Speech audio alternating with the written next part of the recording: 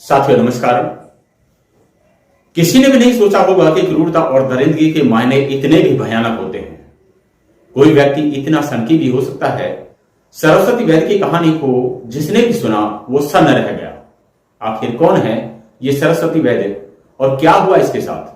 अगर आप इन सवालों के जवाब चाहते हैं तो आपको इस वीडियो में अंत तक बने रहना होगा। आपको बता दें कि यह मामला कल से ही सुर्खियों में बना हुआ है और जो खबरें हमारे सामने से गुजरी उन्हीं के आधार पर हमने अपनी इस रिपोर्ट को तैयार किया है। सरस्वती वैद्य एक 32 वर्ष की महिला थी और वह पिछले 3 साल से मनोज साहनी नाम के एक व्यक्ति जो कि 56 वर्ष की उम्र का है उसके साथ मुंबई के मीरा रोड नाम के इलाके में एक फ्लैट में रहती थी। दोनों के बीच लिव इन रिलेशन था। लिव इन रिलेशन का अर्थ आप जो भी समझें, पर कोई भी व्यक्ति जिसको पूरा भरोसा ना हो उसके साथ नहीं रह सकता। मतलब मनोज साहनी पर सरस्वती पूरा भरोसा करती थी, जिसके कारण वो अपने पिता की उम्र के व्यक्ति के साथ रह रही थी। मनोज साहनी ने सरस्वती को 2-3 दिन पहले मार डाला और पेड़ काटने वाली कटर से उसके शरीर के 100 से भी ज्यादा टुकड़े कर दिए। उसे फ्रिज में रखा। इसके बाद वो कुकर में उसकी बॉडी पार्ट्स को उबालता, मिक्सी में मिक्स करके उसका पेस्ट बनाता और कुत्तों को खिला देता था। क्रूरता की इससे बड़ी मिसाल ना तो आपने देखी होगी और ना ही कभी सुनी होगी। वहशियत और दरिंदगी की ऐसी दास्तान जिसमें इंसानियत कहीं नजर ही नहीं आती है। मनोज साहनी जैसा क्रूर व्यक्ति आज तक आपने शायद नहीं देखा होगा। लोगों ने अपने अपने तरीके से इस खबर पर प्रतिक्रिया दी है और जो भी प्रतिक्रियाएं लोगों की तरफ से आई हैं, अब बात करते हैं उनकी। वुमेन्स वॉइस नाम के ट्विटर हैंडल से लिखा गया, लड़की को मारकर उसके टुकड़े करना, टुकड़े उबालकर कुत्तों को खिलाना, बाल्टी में खून रखना और ना जाने क्या क्या।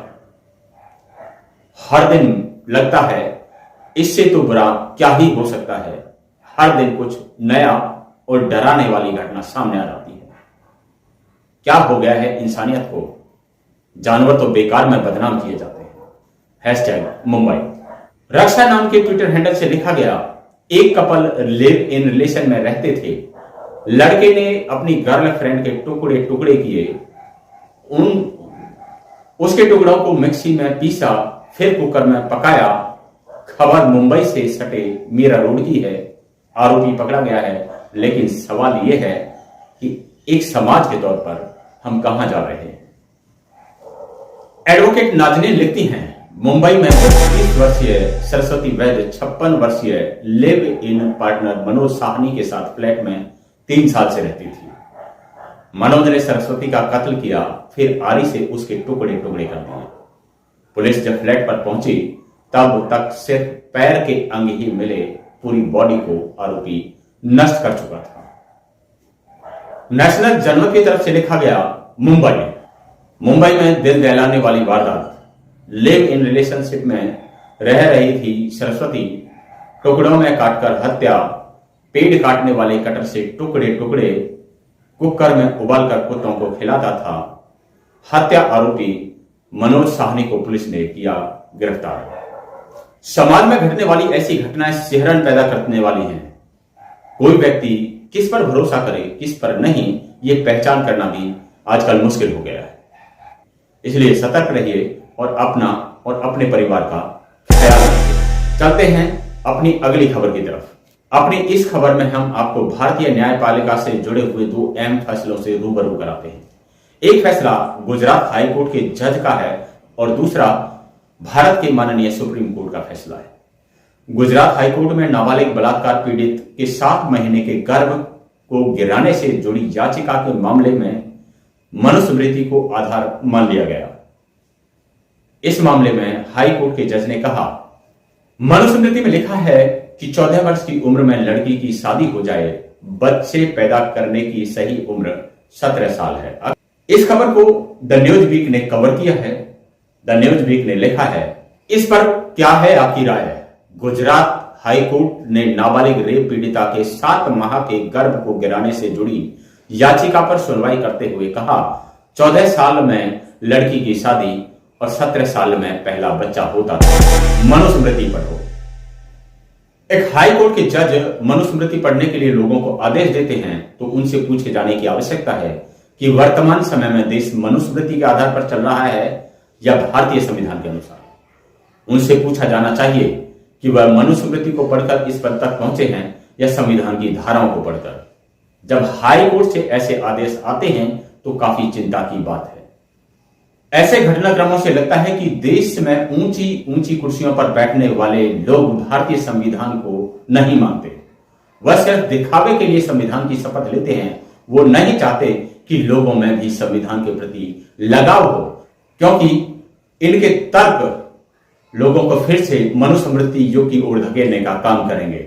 उस मनुस्मृति युग की ओर जहां सिर्फ कुछ लोगों को ही पढ़ने लिखने का अधिकार था। ये ऐसा युग था जहां देश की सुरक्षा के लिए कुछ ही लोग जिम्मेदार हुआ करते थे और देश की बहुसंख्यक आबादी को देश की सुरक्षा से कोई मतलब नहीं हुआ करता था।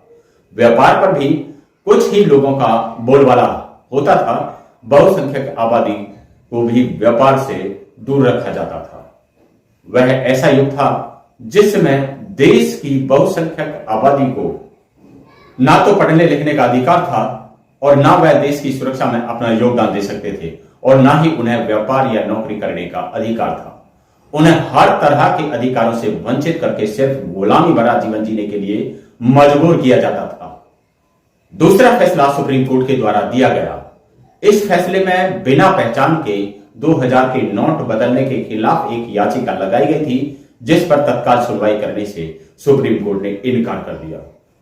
एक तरफ तो सरकार के द्वारा यह कहकर नोटबंदी लागू की जाती है कि इससे काले धन पर लगाम लगाई जा सकेगी, वहीं यह भी सबके सामने है कि पिछले काफी समय से 2000 का नोट मार्केट में चलन से गायब सा होता गया, जिससे कयास ये लगाए जा रहे थे कि 2000 रुपए के नोट को लोगों ने अपने कब्जे में कर लिया है ब्लैक मनी के रूप में। 2000 रुपए का नोट को जमा कराने के लिए जब 30 सितंबर तक का समय आरबीआई के द्वारा दिया गया और लोगों को 2000 रुपए के 10 नोट यानी कि प्रतिदिन 20,000 रुपया जमा करवाने या बदलने की लिमिट दी गई थी, तो क्यों आरबीआई ने ही इस छूट में यह बदलाव किया कि आप बिना अपनी पहचान बताए प्रतिदिन 20,000 रुपए बदलवा सकते हैं। अगर बैंक खाते में लोग पहचान बताकर अपना पैसा जमा करवाते या बदलवाते तो हो सकता था कि ब्लैक मनी पर शिकंजा कसा जा सकता था, लेकिन ऐसी स्थिति में जब जमाकर्ता को अपनी पहचान ही नहीं बतानी तो वह एक दिन में एक बार ही क्यों 10 बार भी पैसे बदल सकता है। फिर ब्लैक मनी कैसे निकल सकती है? सुप्रीम कोर्ट अगर ऐसी याचिकाओं पर तत्काल सुनवाई नहीं करता है तो वह उन लोगों के लिए सुनहरा मौका होगा जिन्होंने 2000 के नोटों की कालाबाजारी करके अपने पास जमा कर लिए हैं। इन खबरों पर आपकी राय क्या है? कमेंट में जरूर बताएं। वीडियो को लाइक करें। चैनल पर नए हैं तो इसे सब्सक्राइब करके बेल आइकॉन जरूर दबाएं और अपने साथियों तक इस वीडियो को जरूर शेयर करें। अगले वीडियो में आपसे फिर से मुलाकात होगी। तब तक के लिए नमस्कार।